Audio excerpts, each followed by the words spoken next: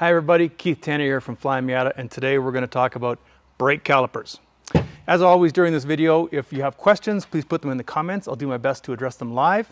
And if you have questions in the future, put them in the comments. We'll do our best to address them in the comments. And if you like this sort of content, don't forget to subscribe, like, all the usual social media stuff so you can keep up with what we're doing. We've got at least one video coming out a week on all sorts of different things. So lots of good Miata content coming your way all the time. But today, like I said, we're going to talk about calipers, brake calipers. And this is not going to be, this is the perfect brake caliper for your specific application, run down on all the Flyin Miata packages. If you want that, have a look at our web store, contact our customer service department. They'll help you out with picking the perfect brake setup for your car. What I'm going to talk about today is more along the lines of theory. What are the differences between brake calipers? What do you expect if you change various things? What do you have to watch out for when you make those changes, etc. So, let's start with the job of the caliper. The job of the caliper is to convert the hydraulic line pressure that you've generated with your brake pedal and your booster and your master cylinder into linear clamping force on the pistons. Basically, its job is to squeeze the pistons into the rotor, and that squeezing causes the friction that slows the car down, and everyone's happy. So they have a couple of attributes they have to have. They have to be stiff, because if they flex, then you spend all of your effort with that brake pedal flexing your caliper, your big spring, instead of actually forcing your pads into the rotor and slowing down. And they have to be strong for obvious reasons. Obviously, your brake rotor comes apart, you're going to have a bad day. So there's two main kinds of calipers you're going to find.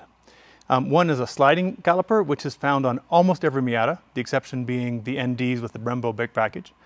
And then there's a fixed caliper, which is found on all aftermarket kits and NDs with Brembos. So we'll start with the sliding one. And these are used on almost every production car because they're inexpensive to make. They've got some things that make them fairly tolerant of things like loose wheel bearings, but they're inexpensive to make. They can package quite nicely on the outboard side, which means a little more clearance for wheels, depending, not always. And they're inexpensive to make. That's all important. The way they work is there's a piston on this side that pushes against the brake pad, and the other side and the whole thing is allowed to slide side to side on the rotor. And so by pushing on this side, the whole caliper slides over a little bit, and that puts equal force on the other side as well. So there's what's called slider pins inside here, and this one's hard to move by hand, but you can actually, I don't know if it'll let me do it. Come on. This one's stiff. Arrgh. I think it's got about 20 miles on it, but anyway. Yeah, so it's basically, it slides back and forth on these pins here. And those pins are a problem because one, they've got some friction to them. Two, the friction can get worse with corrosion and with lack of lubrication. And because of that, they're not as efficient. So if you put a certain amount of, you lose a percentage of your line pressure generated by your foot on the brake pedal, you don't get the same level of efficiency, which is why you don't see these on race cars, for example. You're not going to see these on any performance application, hardcore performance application, because of the losses that are in there and because of the way they can get a little bit sketchy with the pins. I mean, when you think about it, it's pushing down here, the pins are up there, so there's going to be a bending force on here, so the pins aren't pulling straight in and out. It's just asking for trouble. They've also got another problem in that the piston is right in the middle, it's a big piston, so it's putting all of its force into the pad right in the center. We'll get into why that's not necessarily a great idea later. It is possible to build these with multiple pistons. It's pretty uncommon, but it does happen. Not on Miatas. So the other kind, I use this one because it's clean, is a fixed caliper. And that is bolted directly to the upright, and there is no moving on anything except for the pistons. So it has to be perfectly centered on the rotor.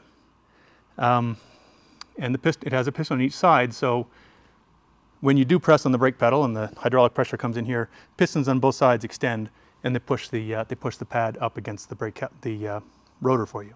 So that's a fixed one. This is by far the most common performance application because it allows you to not only get rid of all those losses in there, it's a little more efficient, so more of your pedal pressure gets into pad pressure, which means it's going to feel stronger. It is going to get you more braking torque, all else being equal. But they also tend to be lighter. These ones are made of aluminum instead of cast iron. The nice thing about cast iron, again, it's cheap. It doesn't deflect at high temperatures, which is definitely important in a brake system. but it doesn't shed heat as well as aluminum does, and of course it's heavy. These things, the aluminum, they're designed to deal with the fact that aluminum does get a little springier at high temperatures. There's steel bolts running through here to sort of keep them in place. The aluminum does shed heat a little bit better, which is great. But of course, there's a big difference in weight as well. I don't have a scale here, but the difference in weight between this little guy and this is significant. Do we have any questions yet? Yeah, a little early for questions, isn't it? So, one other nice thing about the fixed calipers is it's often easier to change pads because they don't have to have the same design on here that is very reliant on being extremely stiff right in the center. You can usually get pads in and out of these much more easily, which makes them easier to change pads if you're going to the street, going to the track, etc. So one thing you do have to watch with these things is that, of course, when you are exerting a lot of force on the pads, the caliper is going to try to open up on the bottom. And it's going to try to open up, period. The whole thing is going to try to flex apart. And one way around that is partly its caliper design, but also is to add bridges across the center. You can see this one has a great big bridge across the center. This has none, although we do offer bridge bolts for this Powerlight or this Dyna Pro caliper. So we do offer bridge bolts for these as a performance upgrade, which is a nice, easy performance upgrade. It's simply a bolt that goes across there and does the same thing here. It just basically holds that center in place. So, why do we use multiple pistons? You can see these are very obviously multiple. This is a 6-piston caliper. You can see all those pistons in there. There's a 4-piston caliper. One of the reasons we do this is because there's a problem with brake pads, and that is taper. When you have a brake pad make contact with the rotor, it sort of pulls inwards. If the rotor's going this way, the brake pad will pull in like that. This is the leading edge is the area that has the most sort of friction and it sort of pulls the pad over at an angle. The back of it doesn't seem the same level of friction because it's got all the debris coming off the front getting into the back, and so you can get into these tapered pads where they wear at one end more than the other. And tapered pads mean bad brake feel, because now instead of your pad going flat against your caliper, or instead of your pad going directly against your rotor flat, it's going to basically come in and do a step. And that little step you're going to feel in your brake pedal is going to feel longer, it's going to feel mushier. You don't want that. And the longer a pad is, the more likely it is to have longitudinal taper like that. So one way to deal with that is to make sure that, one, you're pressing against the entire length of the pad. This is a pad that's the right sort for this pad not perfect for this caliper. That is the right sort for this caliper. So you've got 2 pistons in there pushing against it instead of one in the middle. The problem with the one in the middle is your pad's able to move a little bit more. It's not putting pressure right on the leading edge. This one with 2 pistons puts pressure more evenly across the entire pad. Neat trick on this one, this 6-piston, it's actually got differential piston sizes. So what it does, it actually pushes harder on the back of the pad. This one's got a little arrow that says rotor goes this way. These have a left and right. And so this great big long pad, it pushes harder on the trailing edge. Yeah, the trailing edge, the rotor's going like this. So it pushes harder on the trailing edge to make sure it stays flat, and that makes sure that you get more even pad wear. Over the life of the pad, you get much better braking feel, and you get more consistent braking because you're using all of the pad instead of just leaning more on the leading edge. So that's one reason why we see multi-piston calipers, is it allows us to use longer pads without having problems that come from long pads. So when Mazda went with the Brembo setup, they went with a much longer pad here. You can see it's considerably longer than the equivalent pad on the normal car. That's why they went to a 4-piston in this case. And also to a fixed one, which is interesting. You can see the packaging problem that developed though. Here's the edge of the rotor, and that's how much caliper sticks out. Here's the edge of the rotor here, and that's how much caliper sticks out. And that's why people with Brembo cars have a harder time finding wheels that fit than people who have non-Brembo setups. And that's more along the lines of design for the Brembos. If you use, a more compact caliper, you can usually get away from that. But in the case of the Brembos, that is why you have wheel fitment problems. Questions yet, Mike? Direct comparison between our 6-piston and 4-piston calipers. Why is the 6-piston that much better? Okay, so the direct comparison between 4-piston and 6-piston calipers, why is a 6-piston that much better? Well, it comes to the pads. The reason you have the big 6-piston caliper is so you can run a bigger pad. That's the 6-piston. That's the pad for this guy. That's the pad for this guy. You can see, well, obviously this one's used. It's considerably longer. It basically has more material in it, which means it's going to be able to take more heat. It's going to last a little bit longer, but it's going to take more heat. And we've talked about this in the past, the role of heat in the brake system. We have some other videos that talk about the system as a whole, but that's effectively what you get out of the 6-piston is those longer pads, and therefore much better ability to deal with heat. They are a little more, in this particular case, because of that monstrous bridge, they're a little more difficult to change the pads in because you actually have to take the caliper off the car like you do with these other ones.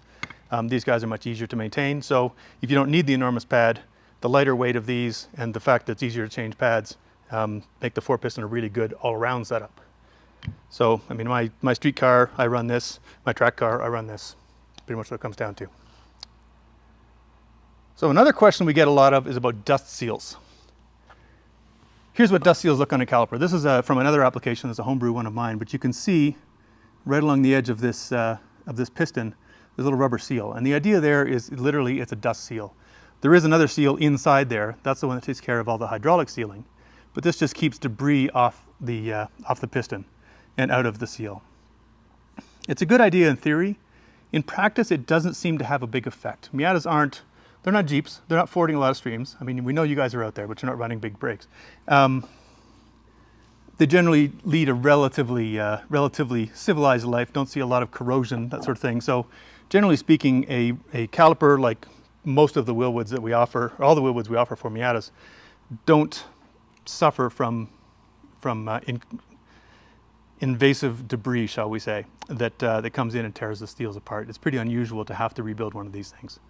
Usually you know you have to rebuild them when you start seeing uneven pad wear, when one side is not pushing as hard as the other, or if you start hearing noises. I've heard them make creaking noises. At that point, I would take that one apart and take a good look.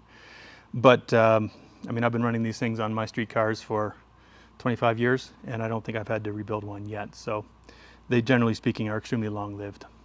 So dust seals, great idea. This one came off a Volkswagen camper, of all things. Obviously not a stock fitment, but in that application I went with the dust seals because it sees off-road use. It sees much harsher conditions than the heat. These things, the Miatas see much harsher conditions in terms of heat, extreme wear, that sort of thing, but they don't necessarily see the environmental conditions that the other ones do. Okay, and so one downside to running, going back to the pad thing again, apologize for jumping around. One downside to running enormous pads and enormous calipers on the street is that these pads might take longer. I mean, they have more resistance to heat, but that means they also take longer to get up to temperature. So if you're running around on the street on a pad that needs a little bit of heat to work well, then these ones are not going to heat up as quickly. Or autocross, same concept.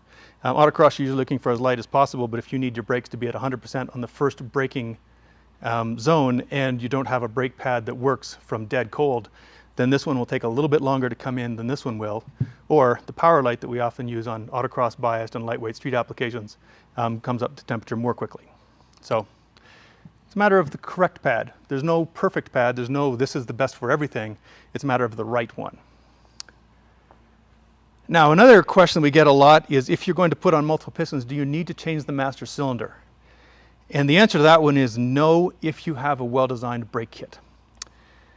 You can think of your hydraulic system, and I think we've done some other videos dealing directly with brake hydraulics and piston sizing and stuff like this, but generally speaking, it's all about the ratios. You can think of hydraulics as being the same as gears, where the relative size of the big gear and little gear has to do with, torque multiplication and speed, or with levers, where the length of the two arms, it's all the same thing. And if your master cylinder is a given size, 15/16 for the sport cars, 3/7/8 inch for the NAs, MBs, that sort of thing, they tend to be all in the same range, then you need to have your piston area, your total piston area, to be the same. Say an NA Miata, for example, has a 2-inch cylinder in the front brake, a 2-inch piston in the front brake. So if you're going to go the 4-inch, you need to have, you only count one side, you need to have the same total surface area on this one, in which case it's 1 3/8 of an inch, 1.38 inches. That does work out the same.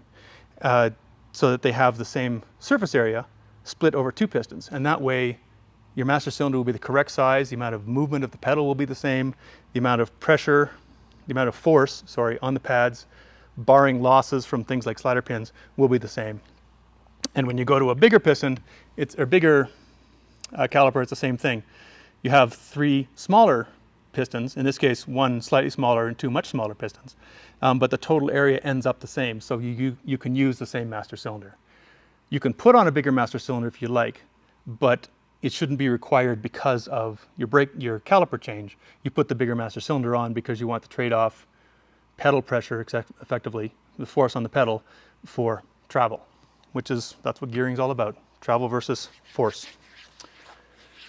Anything else? Moving off the beaten path, maybe wait till the end. Okay, we have a question coming at the end. Ooh. So about some of the questions that we got. Oh, if you are doing a DIY brake swap with calipers from some other random car, that's something you're gonna have to pay attention to, is find out what the piston sizes are, do the math, see what your surface area is like, and that will tell you if you have to change your master cylinder or do something else to get you back in the right range or not. So if you pull a set of calipers off, I don't know, a Tesla or something like that, they've got these enormous 4-piston calipers. I don't know how big the pistons are, but given the size of the actual caliper, they're probably pretty big pistons. You drop those in a Miata, you're gonna have a pedal go right to the floor on you. And yeah, probably a soiled seat. So you'll definitely wanna make sure that those sizes are right. So one of the questions is do titanium pad shims work? And this isn't something we've played around with, but the idea is if you put a sheet of aluminum or of titanium behind the pad, it cuts down the amount of heat transfer from the extremely hot pad to the pistons, and therefore into the caliper, and also into the brake fluid. And the heat transfer coefficient of titanium is actually fairly low, so I think that would actually work. I haven't experimented with it. I can see the theory. I think it would probably work. It's a good concept for sure. Will Flyin Miata offer a full brake cooling kit for the NA and MB? We do. So there you go. That was easy. They're on our website. Especially for I think designed around the NA lip, like the car behind me, the R package lip, or what do they call them now? GV something. Not GV, it's something else. GT. Sometimes they're called GT lips. Anyway, so we do. Plus, we have all the parts to make your own, depending on what crazy nose you've got on your car, like that thing. Another question is the ideal coating for a brake caliper. As you can see here, we have ones that are completely uncoated. That's just basically raw cast iron. We have one that's anodized, and we have 3 that are powder coated. Obviously, this is not, you don't necessarily want this on a caliper, especially, it's going to start corroding and looking nasty. Anodizing is great because it doesn't add any weight. It's relatively inexpensive and easy to do. It protects the aluminum well, but the dyes used in it fade. And so this is the sort of the standard Wilwood color. Sorry, it's so grimy looking. I'll turn it around. This is sort of the standard one. This is a gray that doesn't fade. It's not the most attractive thing. It doesn't jump out and pop at you. The old blacks would sometimes fade to red if they got too hot. The back brakes on my race car are pink now. They used to be black. And the black ones would fade to gray. So this is the problem with heat. The anodized ones do tend to fade, which is why you tend to see a lot of powder coating. Powder coating lasts very well.